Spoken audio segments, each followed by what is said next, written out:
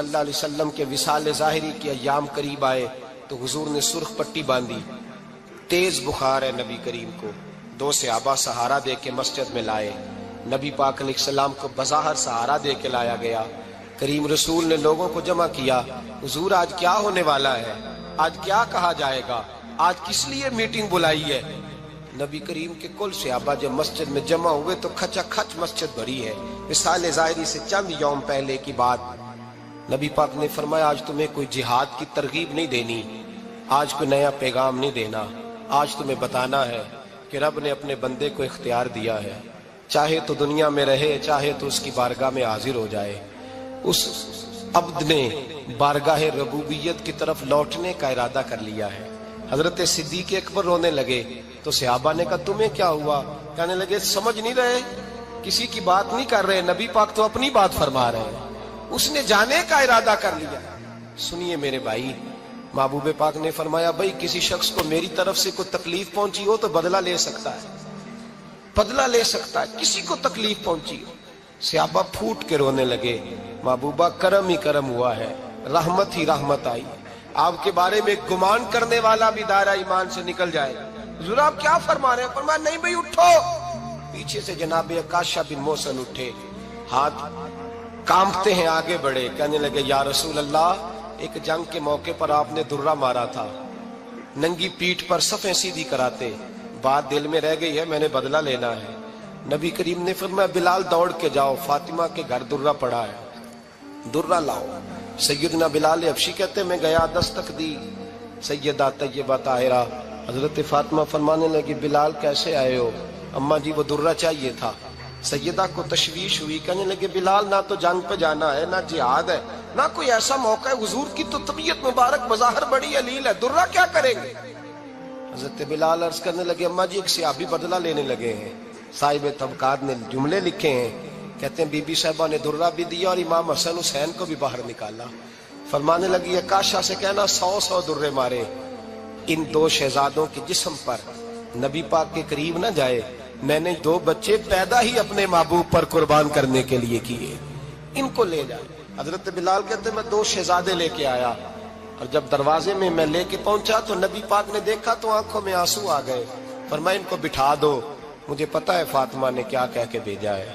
حضرت سیدنا بلال فرماتے ہیں درہ میں نے جناب عکاشہ کو دیا، حضرت عکاشہ درہ لے کے آگے جو بڑھے تو حضرت ابو بکر صدیق نے ان کے پیروں پہ ہاتھ رکھا، فرمایا عکاشہ میری طرف آ یار، مجھے ماں درے، نبی پاک کے قریب نہ جا۔ مصطفیٰ کریم نے فرمایا ابو بکر تو ہٹ جا، اسے آنے دے۔ فرماتے ہیں میں چند قدم آگے گیا تو مولا علی شیر خدا نے میرے پیر پہ ہاتھ رکھا، کہنے لگے عکاشہ سوچ تو صحیح تو کیا کر رہا ہے؟ حضور نے فرمایا علی ہٹ جاؤ، میرا اور ان کا معاملہ ہے۔ جناب عکاشہ آگے بڑھ رہے، نبی کریم نے فرمایا میں اپنی امت کو درس دینا چاہتا ہوں، خبردار خبردار زندگی میں تمہارے ہاتھ سے زبان سے کسی کو تکلیف نہ پہنچنے پائے، خبردار یاد رکھنا وہ معاشرے بگڑ جاتے ہیں، وہ معاشرے تباہ کر دیے جاتے ہیں جہاں ظلم ہوتا ہے، جہاں زیادتی ہوتی ہے، جہاں لوگوں کو ستایا جاتا ہے۔ محبوب کریم کے قریب آئے حضرت عکاشہ، کہا حضور میری پیٹھ ننگی تھی، آپ بھی ذرا کپڑا ہٹائیے۔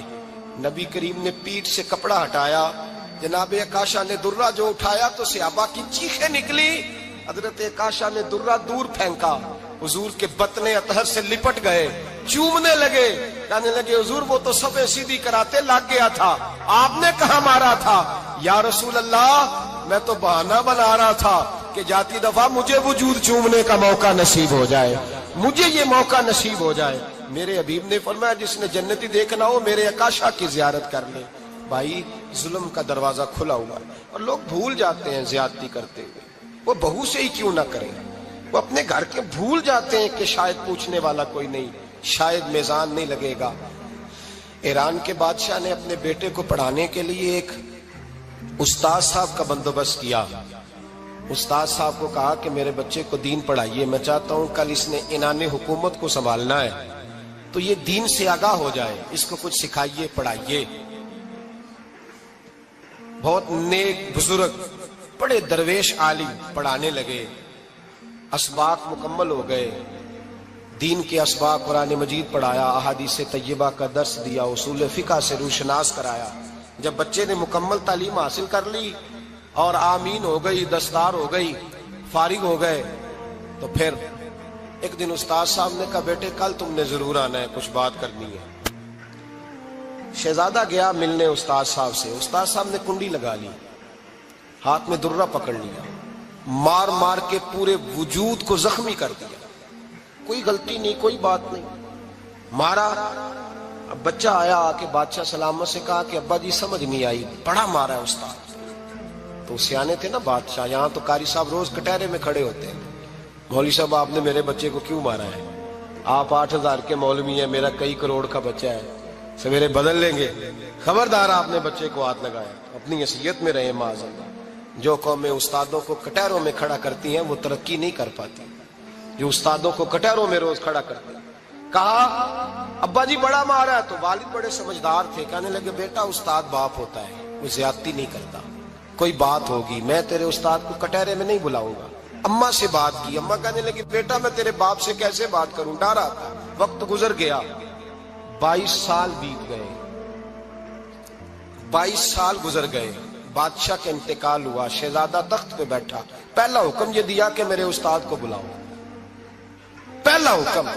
استاد جی بوڑھے ہو گئے تھے، چھڑی کے اوپر ٹیک لگا کے آئے اور بھویں سفید ہو کے جھک گئی تھیں، یوں آنکھ کھول کے بڑی مشکل سے دیکھا، کہنے لگے شہزادے حکم ہو۔ کب میں شہزادہ نہیں، اب میں بادشاہ بن گیا ہوں۔ استاد جی 22 سال بیت گئے، آپ نے مارا تھا، پر وہ درد چونکہ زیادتی کی تھی، میرا قصور کوئی نہیں تھا، تو نہ میری روح سے درد گیا ہے نہ میرے جسم سے گیا ہے، میں بے اختیار تھا، پوچھ نہیں سکتا تھا، آج با اختیار ہوا ہوں۔ سب سے پہلے پہلا حکم آپ کو دیا، بلایا ہے، بتائے کیوں مارا تھا، کیوں مجھے مارا تھا، میری زیادتی بتائے۔ تو استاد، بوڑھے استاد کی آنکھیں آنسوں سے بھر گئی، کہنے لگے بیٹے بس آج کے دن کے لیے مارا تھا، یہ جو دن آ گیا نا میری زندگی میں اس لیے مارا تھا، یہ میں چاہتا تھا میری زندگی میں وقت آئے، آج کے بس میری مراد پوری ہو گئی۔ کہا صاحب کس لیے، مجھے بھی سمجھائے۔ آپ فرمانے لگے کتنی دیر ہو گئی تجھے مار کھائے ہوئے، کتنا زمانہ بیت گیا؟ کہنے لگا 22 سال۔ فرمایا زخم بھولے تو نہیں، درد ختم تو نہیں ہوئی، تمہیں بات 1 منٹ کے لیے بھی تمہارے حافظے سے محو تو نہیں ہوئی؟ کہا استاد جی روز رات کو یاد آتی، روز خیال آتا تھا۔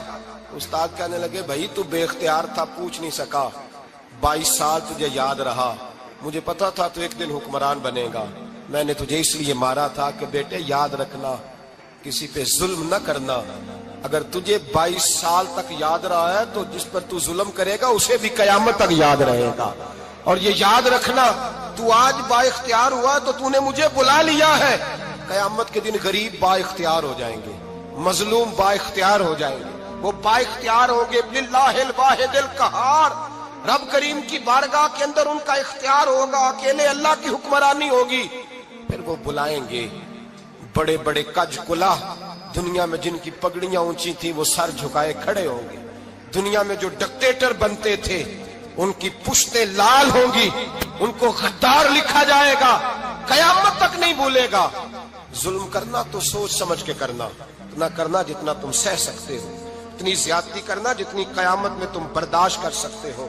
میرے نبی کریم صلی اللہ علیہ وسلم نے فرمایا ظلم سے بچو، یہ قیامت کے اندھیروں میں سے ایک اندھیرا ہوگا، زندگی میں زیادتی نہ کریں، اگر تھوڑی دیر کے لیے کوئی چیز برداشت کر جائیں گے تو وہ فائدہ دے جائے گی، کچھ دیر کے لیے اگر سہ جائیں گے تو نفع مل جائے گا، سہنے کی کوشش کریں لیکن زیادتی نہ کریں، نظر کو، سوچ کو، ذہن کو پاک رکھیں، اور میرے بھائی زندگی پوری ظلم سے بچیں، زیادتی سے بچیں۔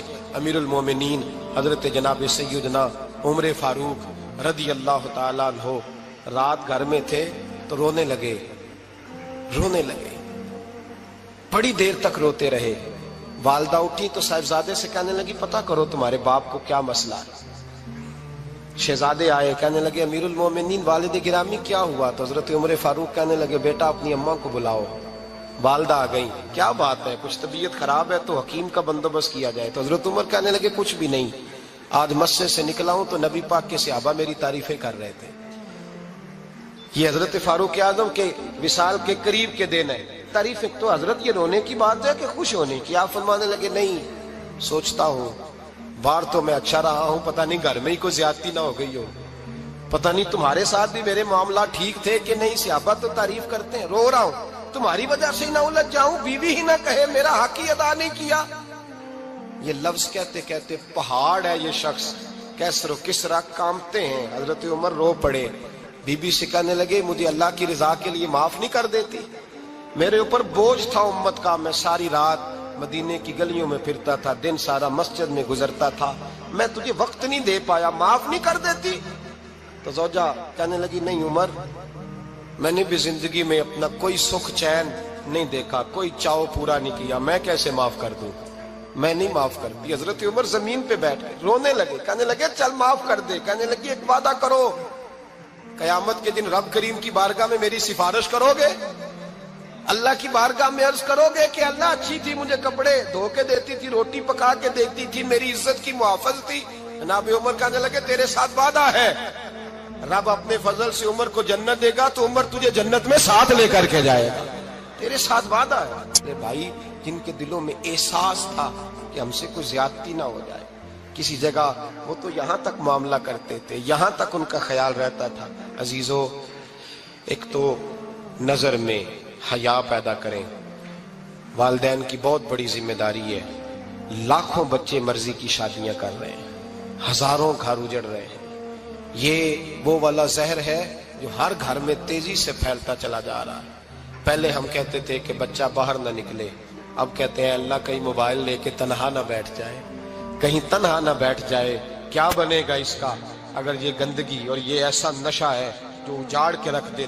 بخاری شریف میں حدیث ہے، قاضی ایاز مالکی رحمۃ اللہ علیہ نے بڑی تفصیل سے لکھی ہے، راوی حضرت انس بن مالک ہیں۔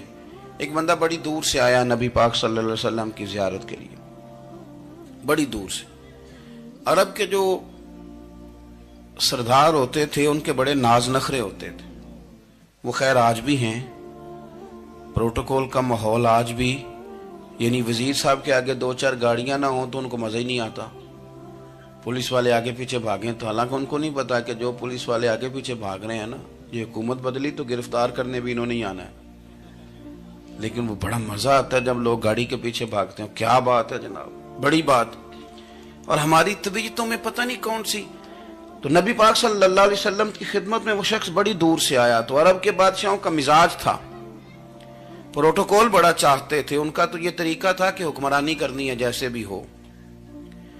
اگر کسی غلام نے دھوپ میں بندھا رہ گیا، اونٹ اور چھاؤں میں نہیں باندھا تو درے مارتے تھے، اور اگر اس نے کھول کے باندھ دیا تو پھر بھی مارتے تھے، کہتے تھے اتنا سیانا ہو گیا تو انہیں پوچھا ہی نہیں، خود بخود ہی باندھ دیا۔ وہ شخص حضور کی بارگاہ میں آیا اور بہت سارے لوگوں کے پاس کیونکہ وہ جاتا تھا اپنے سربراہ کا پیغام لے کے، تو وہ کانپ رہا ہے جب حضور کی بارگاہ میں گیا، ڈر رہا ہے۔ اب ذرا بات کو سمجھنا، نبی پاک صلی اللہ علیہ وسلم نے اس سے فرمایا کیوں ڈرتے ہو؟ سادہ آدمی ہے، دیہاتی ہے، بدو ہے۔ اللہ کے رسول نے تھپ کی دی، کیوں ڈرتے ہو؟ تو کہتے حضور مجھے آداب نہیں آتے اور مجھے ڈر آتا ہے، کوئی بات اگر ایسی ہو گئی، آپ مدینے کی حکومت کے سربراہ ہیں تو کہیں آپ ناراض نہ ہو جائیں۔ حضرت انس بن مالک فرماتے ہیں بات کہاں کی تھی، پہنچ کہاں گئی؟ جب اس نے یہ کہا نا کہ آپ تو حکومت کے سربراہ ہیں، کہیں کوئی غلطی نہ مجھ سے ہو جائے، تو نبی پاک کی آنکھوں میں آنسو آ گئے، حضور رونے لگے، اور نبی پاک صلی اللہ علیہ وسلم فرمانے لگے نہ بھائی، تو کسی حکومت کے سربراہ کے پاس نہیں آیا، نہ تو اس بیٹے کے پاس آیا ہے جس کی ماں گوشت کے خشک ٹکڑے کھا کے بھی گزارا کر لے گی۔ میں تو ایک غریب ماں کا بیٹا ہوں۔